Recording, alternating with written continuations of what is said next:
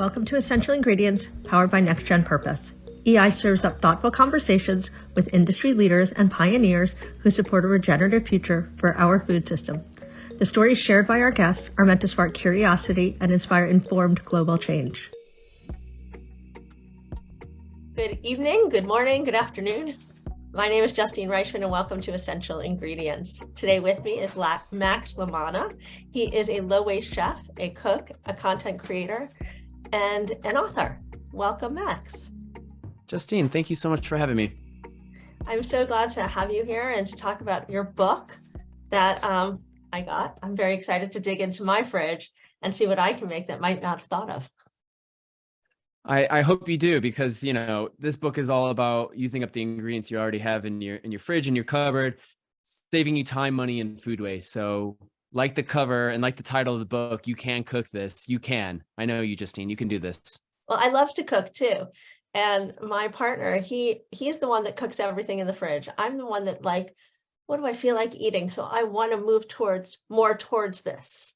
Because you buy things and then when you're portioning them, you actually bought more than you needed, right? So then you have all these leftover ingredients because I insisted on making some other recipe that I didn't have the ingredients for. And then the amounts that you buy in the store are far more than you ever need. So for me, this sounds great because then you get all that waste and you're like, okay, well now I can make 12 other recipes. That's exactly how the book was designed. In the US, as an average household throws away roughly $1,500 of untouched food every single year. $1,500 is a lot of money. No matter who you ask, that's just nobody straight into the bin. Money. No one wants to throw out money. And I always say you earn the money and then you spend that money on food that ends up going to waste. So this book is designed to inspire, transform, and give a bit of inspiration to your everyday meals. I'm excited. And by the way, the pictures are beautiful, which make you want to make the food.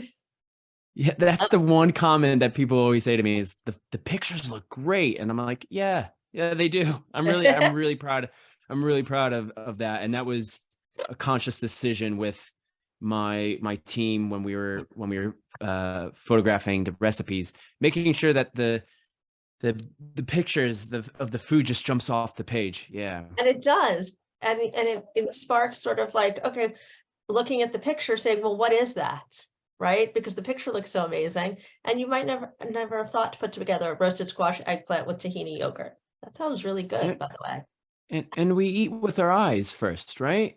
We eat with our eyes, then the scent, and then we have the taste. So taste is almost the last thing that we get to experience. So having something visual and having something that's delicious and appealing is going to drive people to cook the food they already have and to make delicious, simple meals.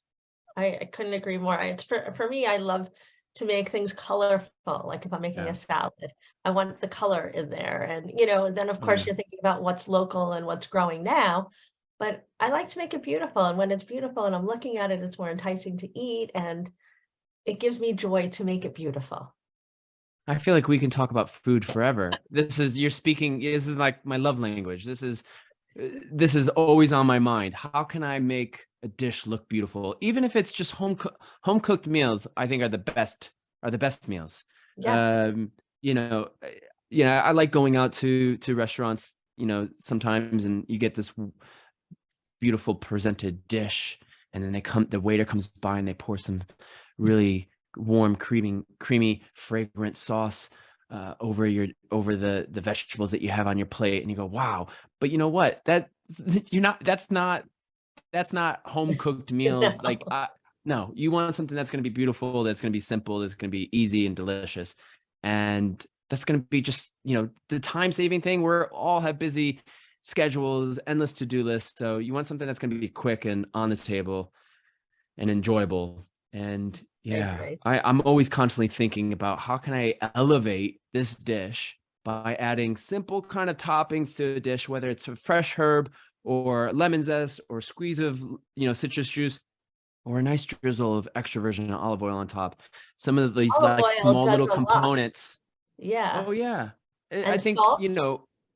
well, you mentioned, seasonal ingredients, organic ingredients, and I think if you have the means to do so, or you have the space and the time and the accessibility of having organic ingredients, great, because those are sometimes more than not are always going to taste better because it's fresh and it's seasonal. It's just come from the farm just down the road, and so those ingredients will have incredible taste, and you don't need much. You don't need 20 different spices or ingredients to kind of like mask or develop a flavor that's going to just be overpowering. Sometimes just a simple dish with simple ingredients is always going to be the best. That's why you see those like in the Mediterranean, you see in Italy or in the south of France, these dishes, the Mediterranean diet, it's just simple dishes, simple ingredients.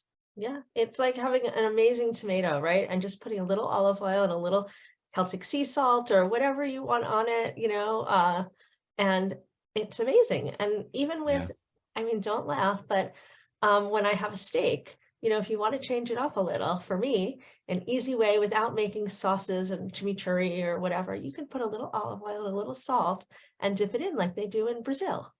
And it Mm. gives it another flavor, it elevates it a little, and you have all, I'm sure for the most part, we have olive oil in the house. So that's pretty easy way to elevate something. So I'm curious Absolutely. though, how did you get started in low waste cooking or chefing? Ooh.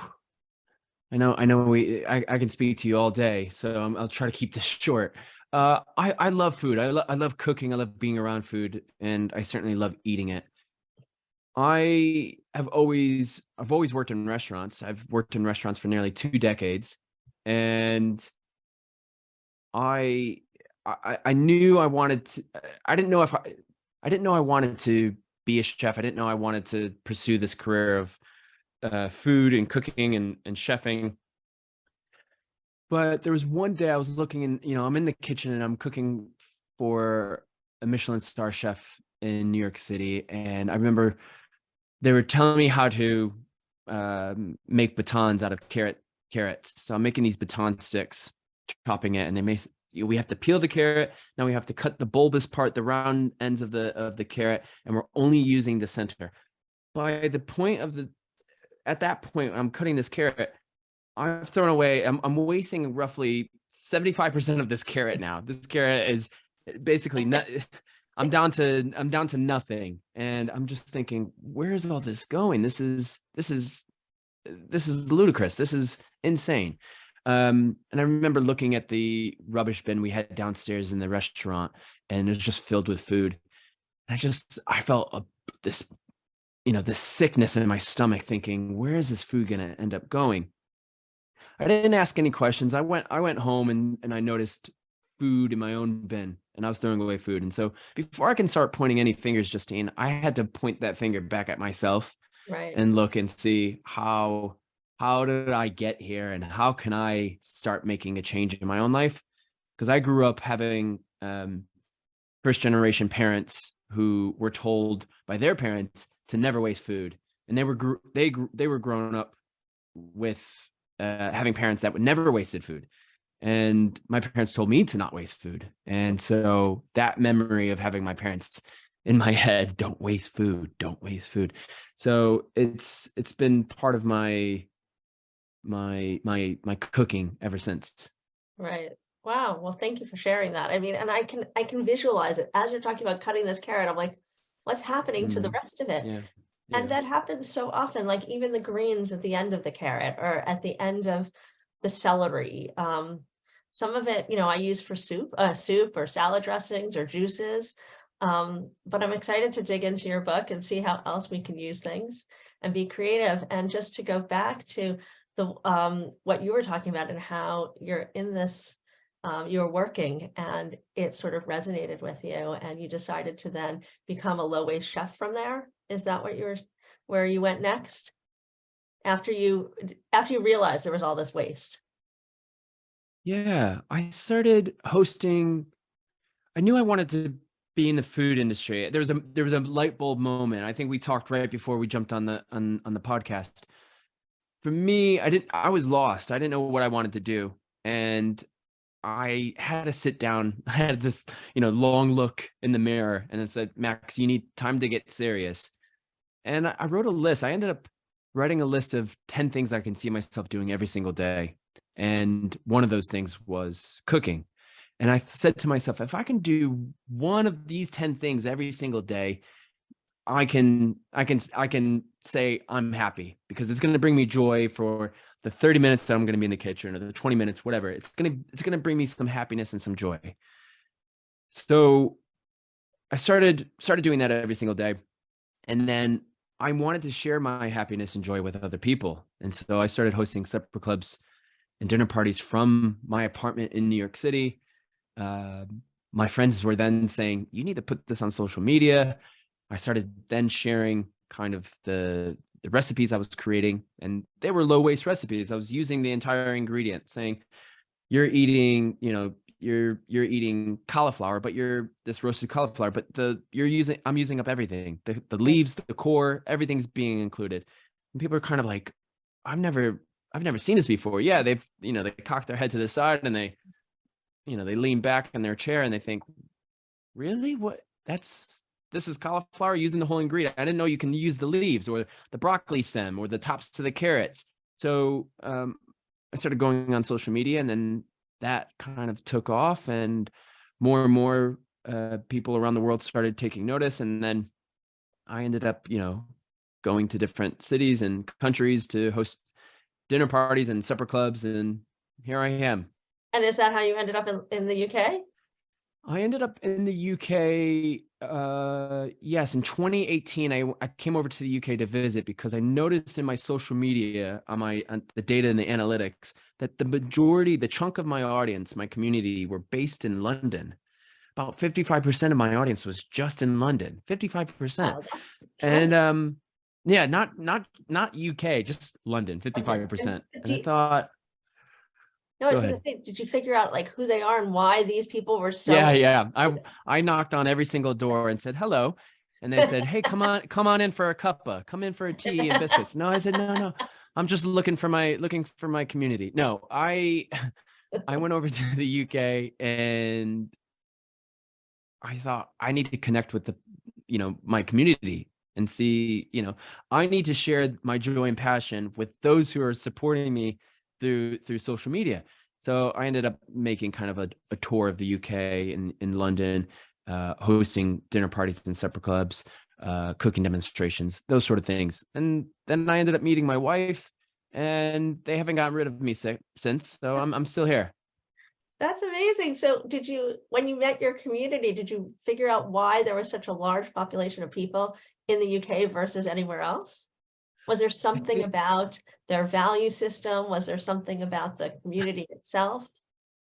um, I think I think it was mainly because I'm cooking plant-based dishes, and there's a large vegan and plant-based vegetarian community in the UK. I think roughly 25% of the UK population are plant-based.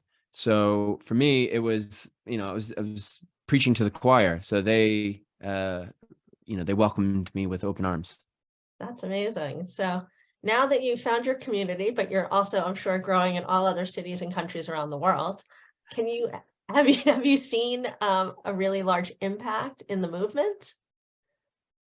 Oh, it's so hard sometimes, being w- you, social media, working on social media, working in these platforms. It's hard sometimes, because I feel sometimes I'm in this echo chamber, and my head's constantly in my laptop or in my phone doing work constantly. Right. So sometimes it feels a bit difficult to understand the impact until I meet people, until I go somewhere. And I was in Amsterdam, promoting the release of my uh, cookbook, You Can Cook This, but in the Dutch translation.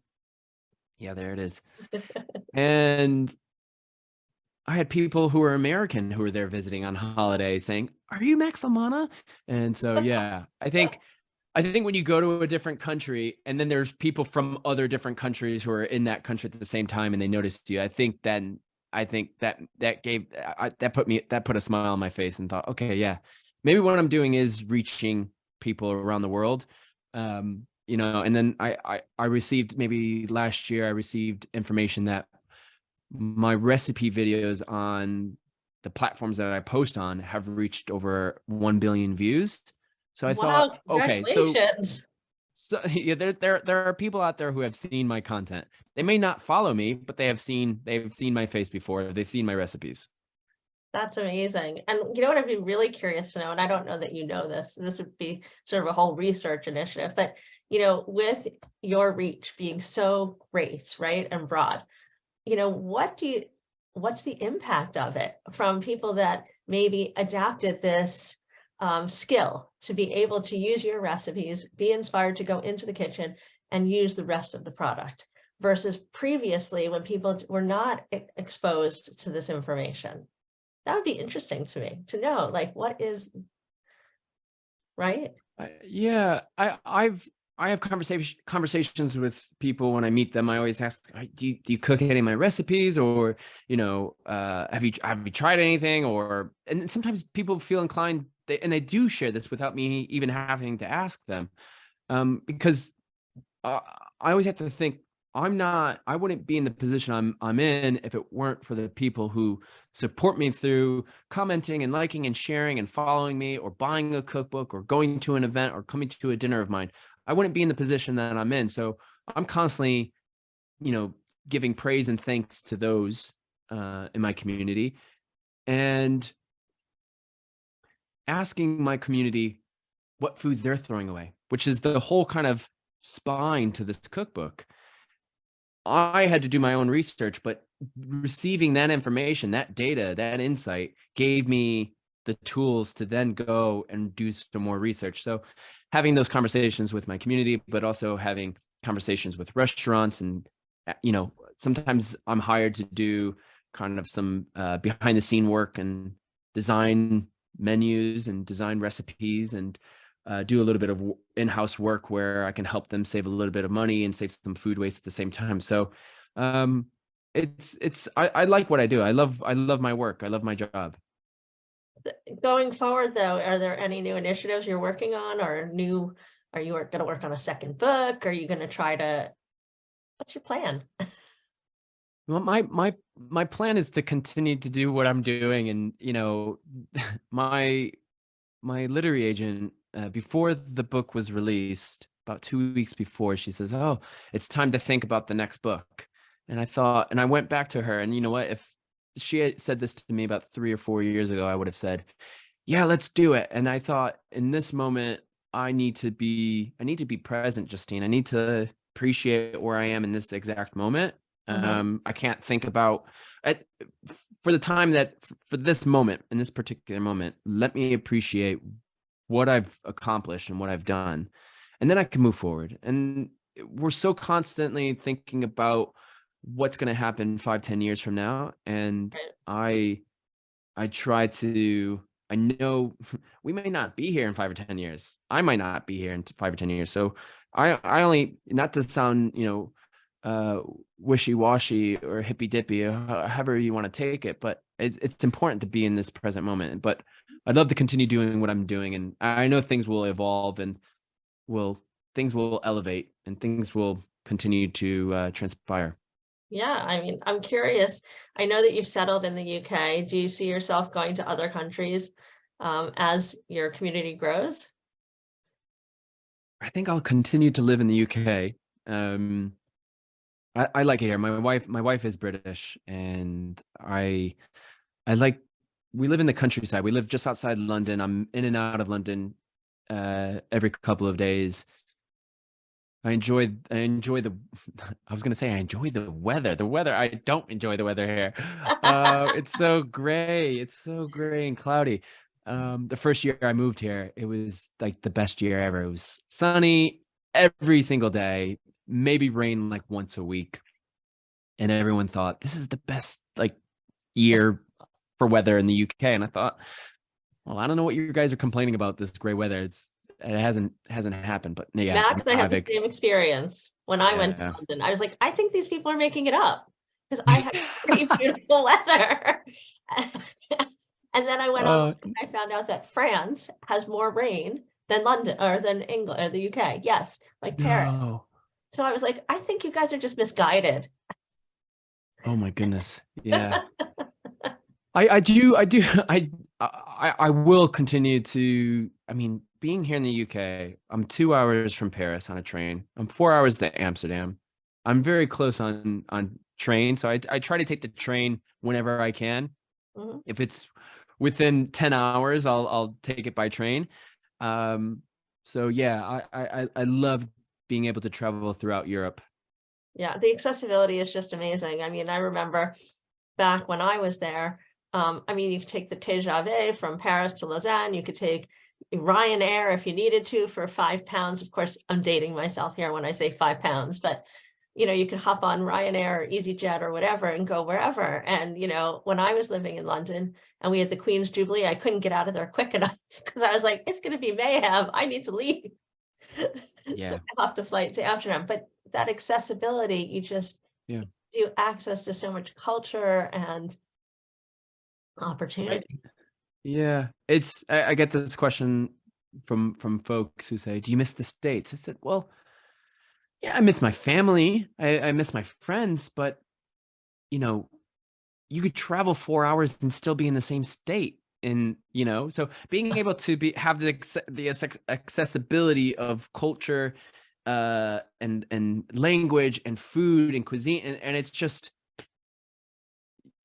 pick a direction and just travel 2 hours in that direction, and you're in a different speaking territory. So Yeah. it's great. I couldn't agree more. I mean, I live in California now, and this state is huge, and you could drive for hours and never leave the state. I could Yeah. have been in 6 countries if I was, in between, Germany, France. I mean, go skiing in the Alps, you'll end up in a couple places, depending on which side you go on, right? So Maybe this is your call to move to back over here. Who I knows? loved it there. I mean, Yeah. you don't have to twist my arm too much. I lived in Mexico City too, which was amazing. Okay. But Oh, London, that's London always has my heart. I have friends there. I like the lifestyle. Everyone was very inclusive on a Friday night. Oh, mm, come over. We're just having dinner. Oh, we're going to the pub. Come meet us. And I just like that culture, which mm. is it's similar in some ways to New York, where people are inclusive. I found growing up in New York City, but I live in California, and I live in Northern California in particular, and the culture is just very different here. Which there's parts of it that I really appreciate and really honor the whole food system and accessibility. Um, but in terms of family, etc., it's a little bit different how the dynamic Mm, works. mm, mm. So that's a whole different conversation. But so okay, so now your book has come out, you're in the UK, and you're having a lot of content and community. What is the biggest change you've seen since you put yourself there to be in the UK with your community?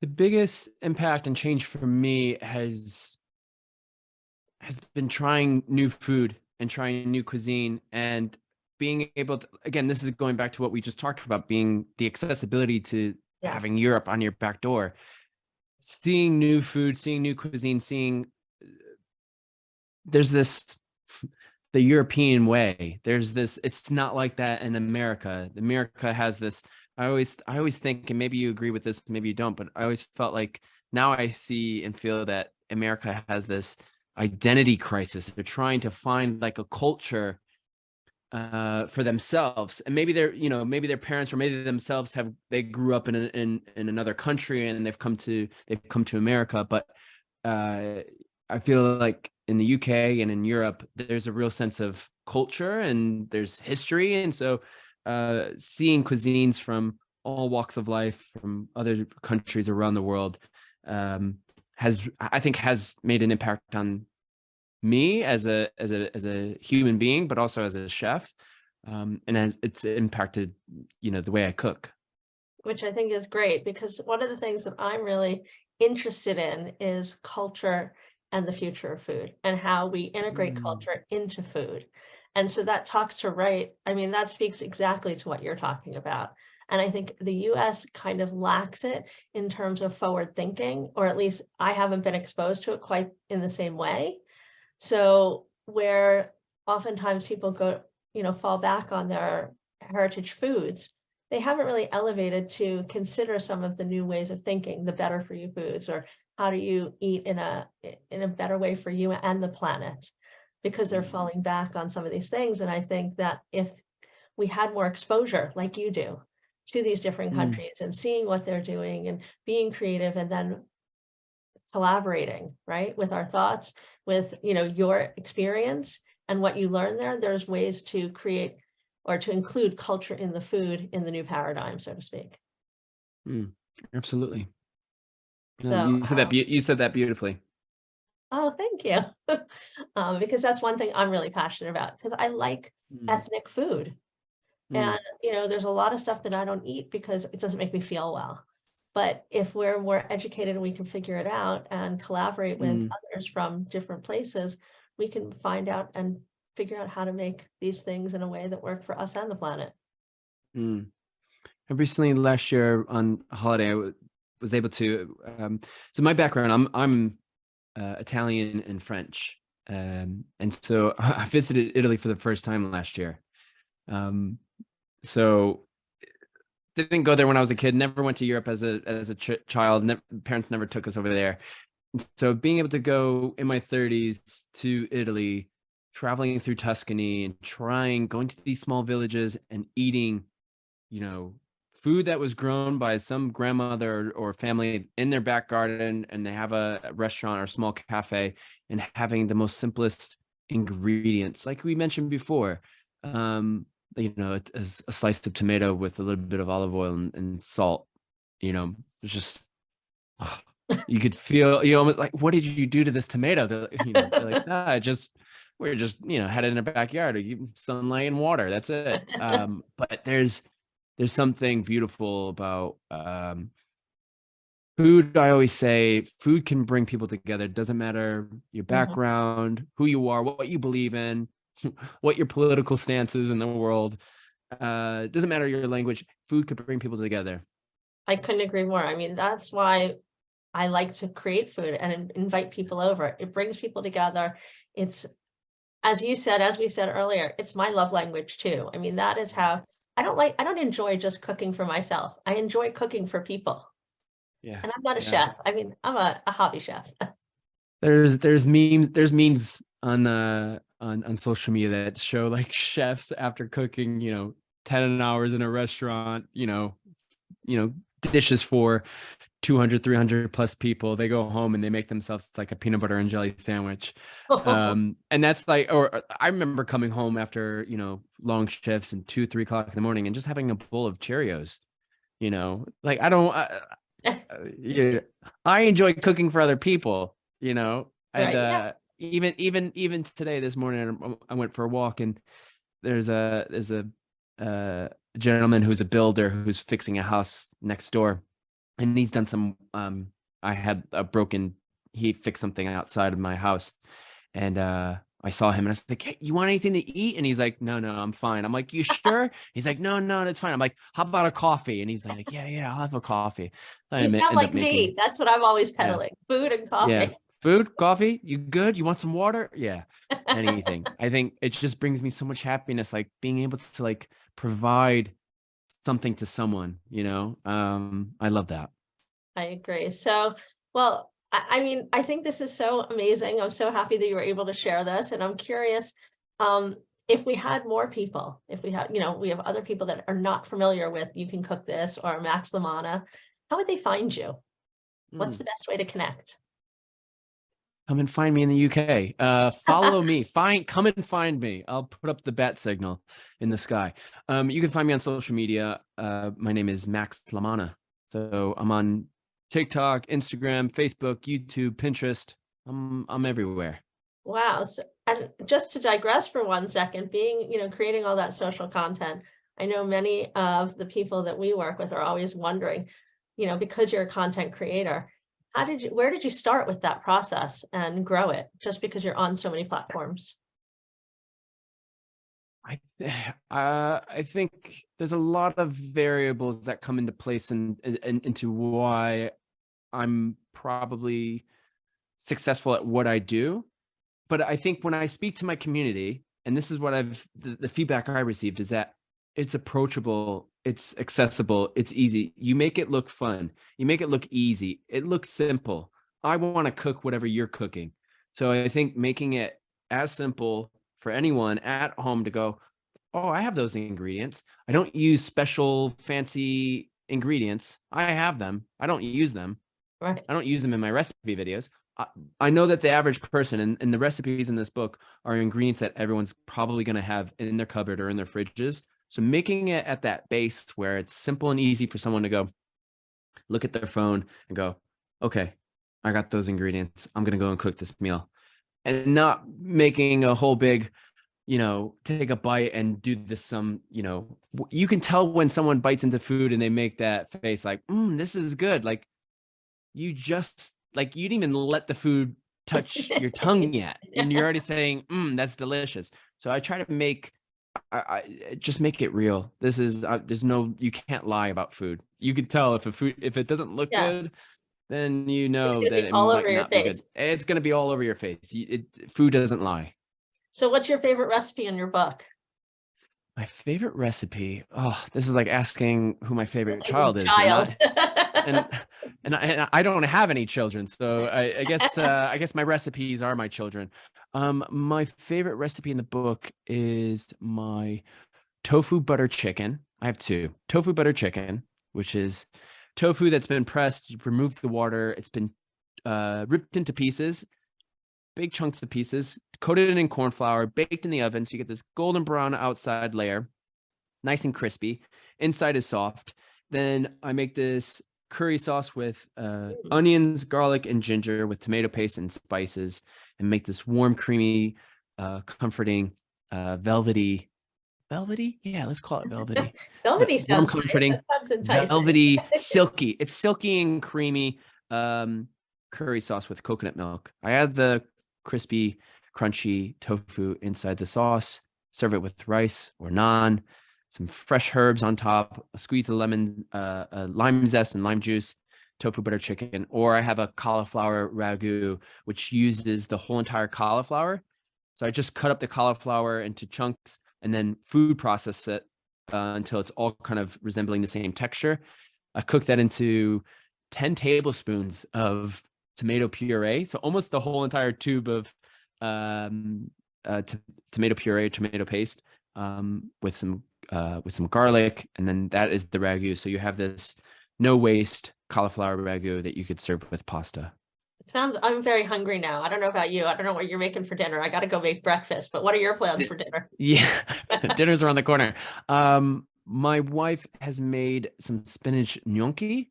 So I'm gonna, I'm helping her. I'm helping her get in the kitchen a little bit more. I love cooking, so whenever she gets in the kitchen, I'm grateful. But I tend to kick her out of the kitchen. I'll cook. You can do the dishes. I end up doing the dishes afterwards anyway. But yeah. So spinach gnocchi. I'm gonna do some sort of I think like an herbaceous pesto with the spinach gnocchi. Send me some pictures after. Okay, that sounds good. Send me your breakfast. Send me what you're having for breakfast. Anyway, Max, thank you so much for joining me. I'm excited to dig into your book, and we'll make sure to share all of the links and everyone for listening or watching in our show notes. So thanks again for Bon appetit. To learn more about these episodes and access show notes, go to nextgenpurpose.com and choose podcast. If you like this episode, head to Apple Podcasts or your favorite platform to subscribe and leave us a review. Visit the Next Gen Purpose YouTube channel to subscribe to our EI videocast and give this episode a like while you're there. Follow us on Instagram and LinkedIn at Next Gen Purpose, and connect with me on LinkedIn or Instagram at Justine_Reichman. Thanks for joining us.